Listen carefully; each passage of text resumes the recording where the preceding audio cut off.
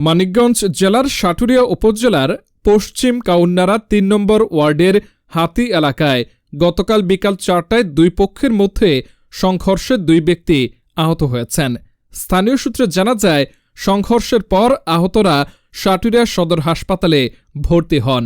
এই ঘটনার পর খবর পেয়ে সাটুরিয়া থানার পুলিশ ঘটনাস্থলে পৌঁছে পরিস্থিতি নিয়ন্ত্রণে আনে।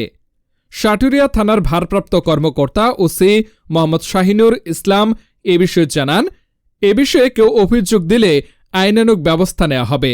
আমরা পরিস্থিতি নিয়ন্ত্রণে রেখেছি এবং আহতদের সাটুরিয়া সদর হাসপাতালে চিকিৎসার জন্য ভর্তি করা হয়েছে। এ সময় তিনি আরও বলেন, যদি কেউ কোনো ধরনের অভিযোগ জানায় তবে বিষয়টি গুরুত্ব সহকারে দেখা হবে এবং যথাযথ আইনানুগ ব্যবস্থা গ্রহণ করা হবে।